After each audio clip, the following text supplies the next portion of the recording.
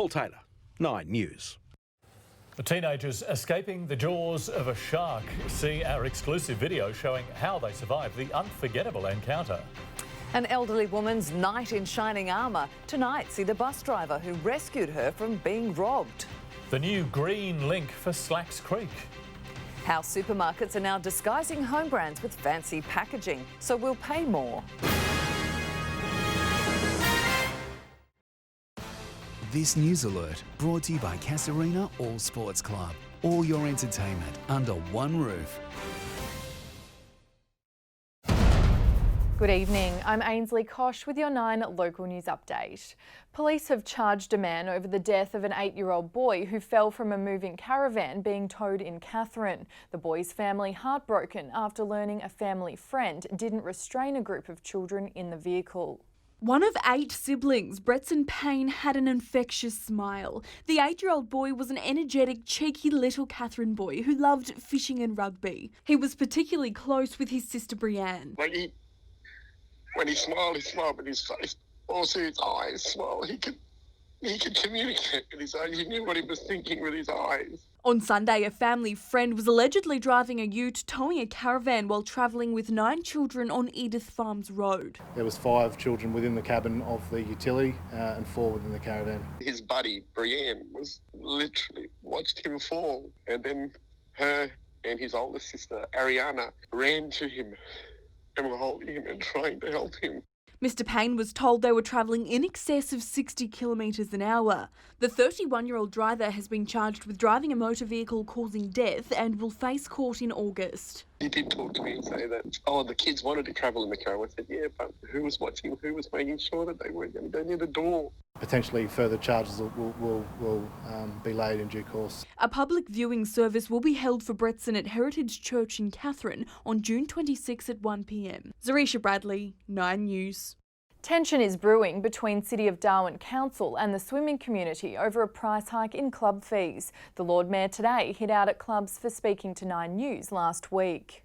Casuarina Swimming Club has produced some elite competitors in its 40-year history, but the future of the club is in doubt, with YMCA and council deciding to hike up pool fees by 25%. What that would actually mean is, over the coming year, for example, our total costs to parents and to clubs will go from $39,000, will go to $50,000. The Lord Mayor has hit back, frustrated with clubs who spoke to 9 News last week about their grievances. The swimming clubs have not come to me with any grievances. They haven't told me what the problem is, and if they don't tell me what to do, I can't fix it. We had no warning, and it was presented to the swimming clubs as a fait accompli. The stoush comes just 2 weeks after council trumpeted its $25 million upgrade for the Casuarina pool and a freeze on residential rates, but there was no mention about the fee hike. Perhaps they should be looking a bit more squarely at all of the charges they provide and not just gouging swimming clubs. City of Darwin Council says it has not increased fees since 2013, and Mr Vatskalis has scheduled a meeting with stakeholders on Friday. Pressure is intensifying on the Chief Minister to reopen the NT, with South Australia to welcome travellers from the Territory, WA and Tasmania from tonight. But Michael Gunner is refusing to budge, insisting he won't be rushed.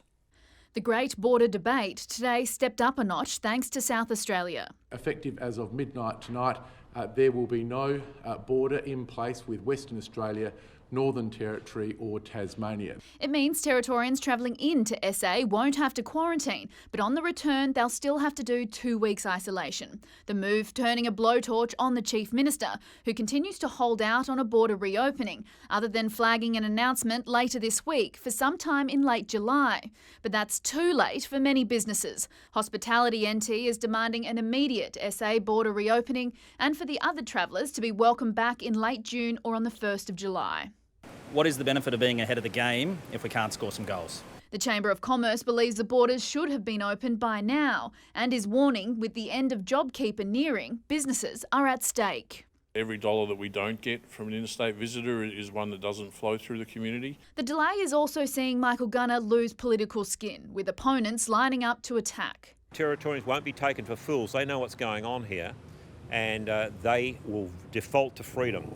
and that freedom has been restricted at the moment. It's just not good enough for the Chief Minister to have only one date in his mind, and that's August the 22nd. The opposition leader says after meeting with the Chief Health Officer today, she believes the borders could reopen on Monday safely. We have an opportunity here in the Territory to lead the nation in borders opening and also to capitalise on our beautiful dry season. If the Chief Minister wants to push ahead with a late July date, then we are going to miss a fundamental economic opportunity. But despite the growing chorus of voices, Mr Gunner won't budge.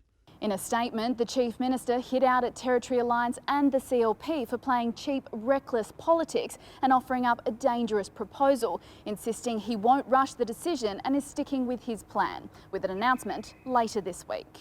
Kathleen Gazzola, 9 News. City of Darwin Alderman Robin Knox will put forward a motion to tonight's council meeting recommending the community be consulted about the sale and use of private fireworks. It comes after the government banned the use of fireworks to celebrate this Territory Day because of COVID-19 restrictions.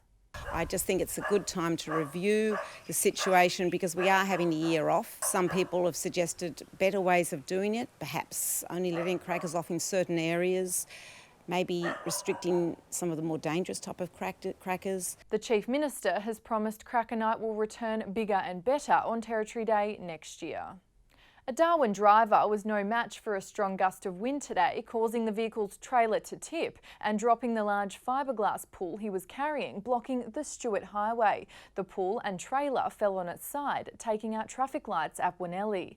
Traffic had to be diverted as a crane was called in. Thank you for joining us. To stay up to date, follow 9 News Darwin on Facebook. Back in business, how restaurants have reshaped their businesses. Is it nice to be dining out? Absolutely.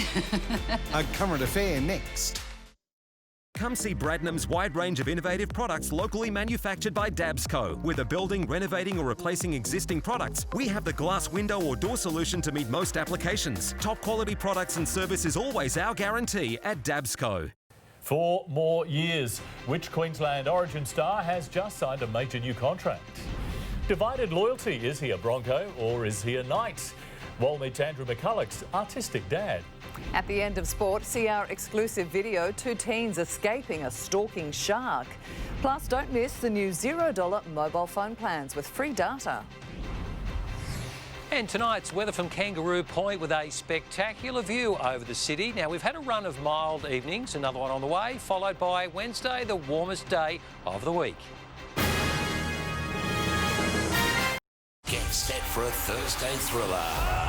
9 superstars, Ponga and Pearce, rank up the pressure on the Broncos. Thursday on 9.